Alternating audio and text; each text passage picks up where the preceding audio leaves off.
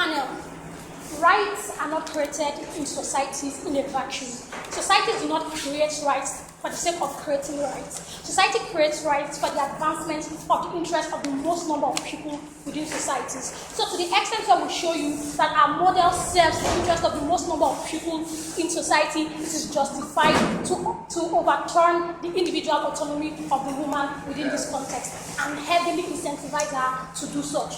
In framing, we show you that the context in which such a debate can occur is one that considers the enfranchisement of a man, a one that considers the interest of other people, not just that of the woman. So it is one which has moved past simplistic liberal ideas of individual interest against that of every other person, but one which considers collective interest, especially what is the best interest of the man and also of the fetus, which right it recognizes, and we are going to be analyzing why this is particularly important in today's debate. But a few things in showing you how upskates might not be very great in today's debate. First, we tell you that alternatives are out, and we are going to be analyzing that subsequently. And we also concede that every woman has a right to autonomy, and we concede that she can choose what to do with her body. But we also would show you that in a case where such interest or rights is one which would harm the most number of people, we feel like it is not something which we should do. And third, we feel like the woman would suffer no harm in today's debate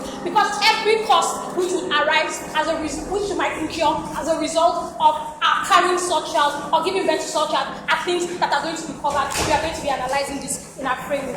In our model, we say that this compensation which the woman gets covers all inconveniences. So we don't want to hear cases of how her education will be harmed or medical issues and all of that. We feel like the woman will be compensated to the full cost of every inconvenience she's going to suffer during the course of the child carrying and birth. And second, we feel like a man who is incapable of catering for this woman or who is incapable of compensating her to the full extent of the inconveniences is one which will not be given consideration in today's debate. Now, let us go and analyze in our argument why no alternatives exist by showing you the nature of surrogate motherhood.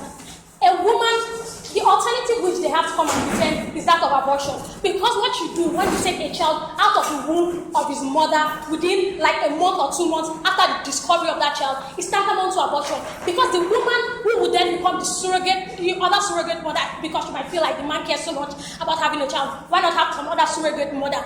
Is that the other woman's body and her hormonal conditions are not ones that are suited for carrying a child. Fetus cannot exist within such context except if the woman's body is prepared, and those things are things that are not possible in their own model. Test tube babies are completely out of today's debate because test tube babies are created in test tubes and are put in surrogate mothers for that purpose. So this is completely out of today's debate.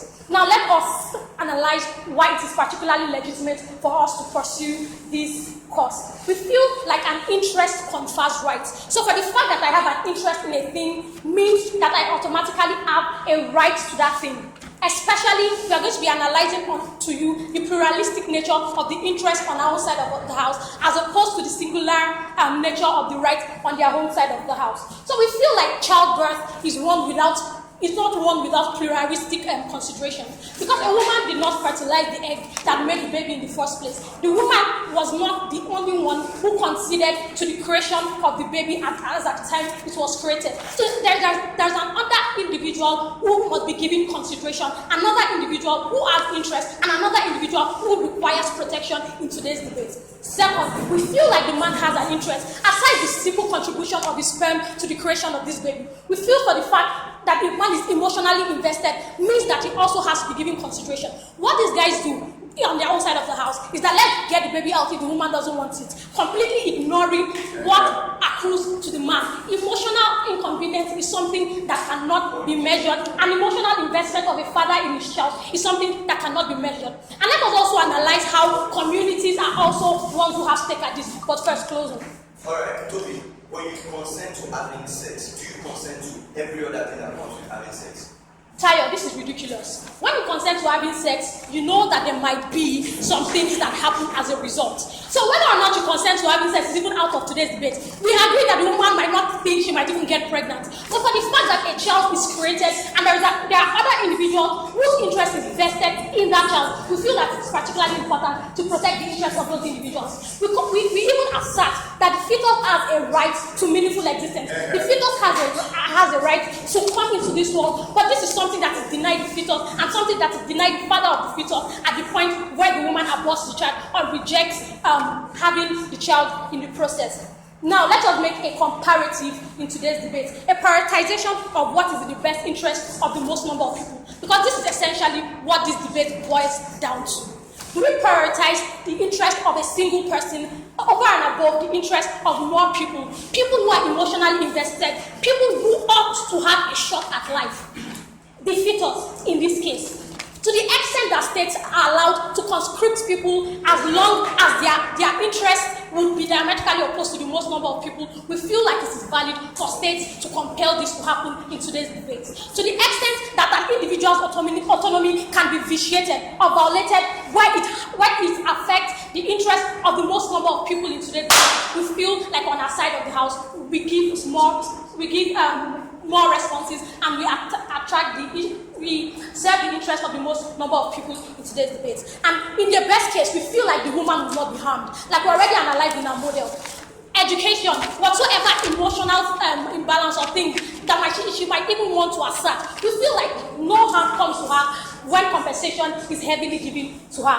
And on a second level, in the worst case, where the woman might not even be harmed or might not have chances of education and things, for the fact that the most number of people in society benefit from this, for the fact that we would be vitiating the rights of other people in society, the communities who have vested interest in this child, the father who has a vested interest in his own child, and the fetus who deserves a chance at life, we feel like it's a legitimate venture to pursue. The alternative of outward surrogacy is nothing but utter abortion, and this is a disregard for other stakeholders we are very proud to propose.